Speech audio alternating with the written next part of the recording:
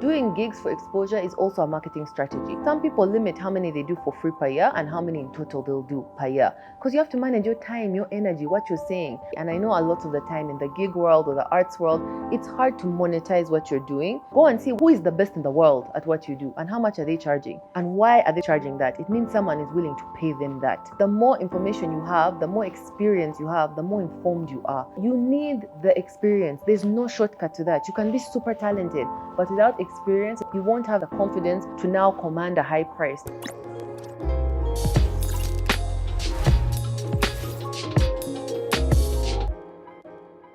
Let's talk about exposure gigs today.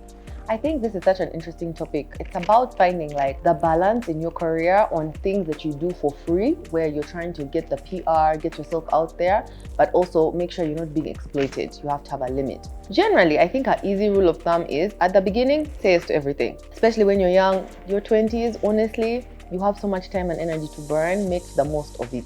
I feel like that's when you should try as many things as possible, because you don't know till you've done it, right?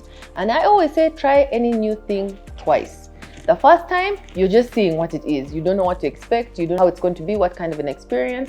And the second time, you can now prepare for it and give it your all, be more aware, be more present and intentional. Then you decide, is this for me? Is it not for me? So I think say yes to as many things as you can. Be tired. That's good. That's a good use of your day and your energy. Say yes to different things, different ideas, different sectors, different people, things you would not normally say yes to, things you don't think you like. Just try it once or twice. Try it. Because you expose yourself to different kinds of audiences, different kinds of opportunities, and you learn a lot about yourself, about what you're comfortable with, where you excel, what you struggle with, what you can improve at, how you like to run yourself. It can be very useful if you're not difficult in the beginning.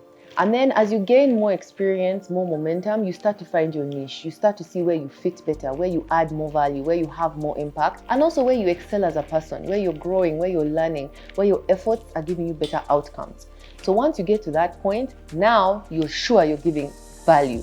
When you're just saying yes to everything, yeah, you're kind of helping people out, but you're more of like a crowd filler. You're like the opener at a concert or at a conference. You're not the main guy, but you're there to keep the people entertained. They learn something. Maybe they like you, they don't like you. It's not high stakes. Once you're sure about what you're delivering, now you start to charge people, right? You start to make money. You start to grow your career from this, but also you're very confident about what you're going to deliver. I know that when I come and I show you up and I speak for 2 hours, you're all going to be very satisfied with the final product. So I'm worth the money you're going to pay me. Once you get to that point, it's much easier to book yourself for specific gigs where it's in your niche. You build a brand within your niche. You build a name, a reputation where they're like, you want to talk about this? This is the person.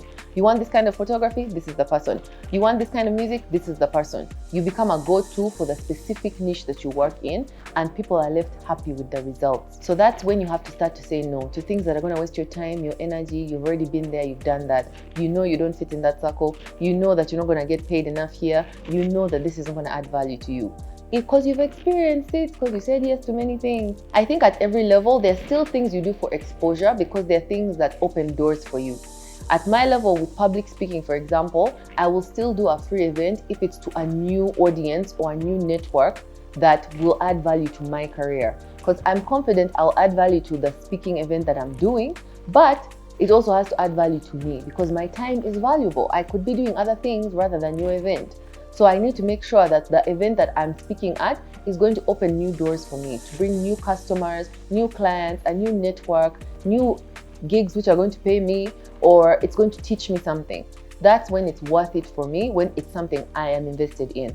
If not, it's very easy for me to now say, no, it has to be worth my time. If you're not going to pay my minimum fee, then why would I do that? So you want to make sure that you're also confident in what you're doing. I think too many times people feel like they're giving away value for free, but you should also be confident that you're always going to create more.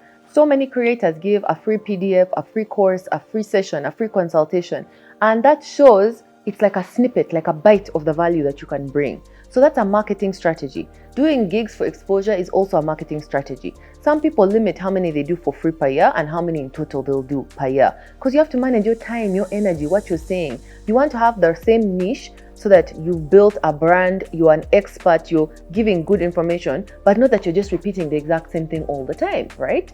So you kind of have to figure out how to make that balance once you're in the expert zone when you're being paid to do something.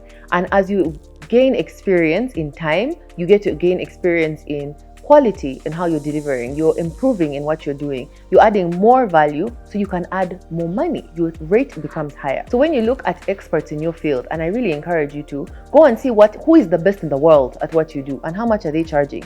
Because that's like the limit, the current ceiling in the world. And why are they charging that? It means someone is willing to pay them that. How do you improve your own skill set that one day someone can pay you that amount to deliver that service, to deliver that product, to give your art or your music or your content? Because we're now living in a world where many people are working with gigs. So it's an important area to learn. And there's also structure, there's also a ladder, there's also a system. Yeah, some people get famous very fast, but you don't want to end up in a loop and you have a limit, your glass ceiling for yourself, because you've not grown. It's like someone in a job where they're not doing the certifications or the training, so they can't get promoted. So you want to make sure that you're growing in experience. So make sure that when you're assessing, you have a clear filter. Is this something that's going to add value to me? Am I adding value to them? Is this a new audience? Is this my existing audience? Am I adding something new? Am I trying a new product? Am I trying a new speech? What am I doing differently this time that it makes it worth it for me? I think the most recent free gig that I did a speaking event at Yale University. So I agreed to do it for free because one, I was coming out of a year of maternity leave. I was very rusty and I knew I needed like a goal so that I could prep, I could get organized, I could get my life together, I could get my brain ready for this. It was like me coming back and trying to see where I'm at. I also don't know how rusty I am. Should I really be charging people money for me to speak right now when I haven't been reading books, I haven't been on reading articles, I don't know what's going on in the world, like I'm a bit out of it. So it gave me like enough time, they asked me in advance, that I could prep for it properly so that I still add some value and I get there and I'm not offside and I don't know what I'm doing. Also, it was a new audience. I've never spoken at an Ivy League university in America before. I've attended classes, I've attended events, but now I was the one being invited. So I got to meet a whole other network. I'm treated in a whole other way. They paid for me to go there. They hosted me very well. It was also very stimulating for me. So I got to interact with students, with professors, with alumni. It was so interesting and it got my mind to start working again.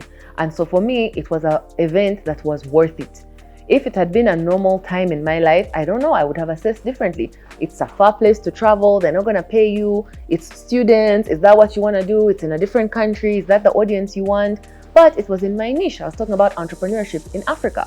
So for me, it was validating because when you're talking about entrepreneurship in Africa, the fact that that's what they were looking for and they found me means that my brand is on track. It's in alignment with what I already speak about. So it was easy for them to find me and choose me as a guest speaker. And then it was a good opportunity for me to plan, to organize myself, to assess where I'm at, and to make sure that I deliver and to get me back in the game. So since then, now I can work again. I started filming again. I started attending things. I started reading again. So you have to sort of have your own criteria and filters for how you're measuring your gigs. What's your benchmark? What's your rate card? How much are you doing? How much are you giving? And learn how to balance that for yourself, because you don't want to give and be resentful, run out of energy, run out of steam, give up, or feel like you're not being compensated fairly. And I know a lot of the time in the gig world or the arts world, it's hard to monetize what you're doing. But the more information you have, the more experience you have, the more informed you are. So it's easier for you to demand a certain fee because you know what you're worth. You know what other people are paying. You know what other people are charging, especially given your own background, whether you're an African, you're a woman, you're an artist. Sometimes people try to lower your rate or to cheat you or to exploit you. So it's up to you to be informed and to know your value. But you can't do that if you never do it. If you don't have enough gigs, you don't have enough exposure. I remember Tony Robbins said he learned from Jim Rohn. And he went to a Jim Rohn seminar and Jim Rohn advised him, if you want to become a public speaker, you need to do it more often. You can't do it once a month and think you're going to get good. Try and do it at least once a week or once every 2 weeks. Find a place you can do it, even if it's for free at first, so that you get practice, you get comfortable. You get comfortable on the stage, you get comfortable with your material, you know what you're doing, you build better connection with the audience. What did Tony Robbins do? He started doing it 3 times a day. He would teach his seminar. Sometimes only one person shows up, sometimes the room is full, but he would do it every day. And he did it for months until he became better at it. I remember reading that the Beatles did that. The Beatles are a British band and they're one of the bands that has broken the most records in the world in history. Even now, it's hard to beat them. But what they did is, in the UK, they were not given stage time. They were not given enough time because they were not famous. No one knew them. The nightclubs, the bars, didn't want to play them. They moved to Germany for a year and they would play 8-hour sets. Imagine going for a concert and they play for 8 hours. They'd stay in one bar, in one gig, in one restaurant, playing for 8 hours non-stop. And that's how they became as good as they did, because they had that experience. So now when they came back to the UK, in 2 hours, they were amazing. What they could produce, what they could deliver. They knew how to work as a team. They knew how to work together. They knew what songs were the most popular, how to get the crowd moving, because they had experience that other people didn't have. And that was from playing free gigs in Germany for a year. So you need the experience. There's no shortcut to that. You can be super talented, but without experience, without the hours, the time, the 10,000 hours principle, without logging that for yourself, you won't have the experience, the confidence, or the information to now command a high price, to now be a sought-out speaker or a sought-out artist or a sought-out musician. So try not to cut corners. Try to gain the experience for yourself, because no one will know better than you what your value is and what your product is worth and what you can deliver. And as you move up that gig career ladder, you will be able to see what's the next step, what's the next level, what do I need to do? Because you feel it for yourself. Today was a good day, today was an okay day, today I was off my game. So you need to learn that about yourself like an athlete. Repeat it, check it, play it back, assess yourself, reflect, and see how to keep pushing yourself. And that way you'll keep growing and you don't have to be worried about overexposure or being exploited, because you're the one in control of your career ladder.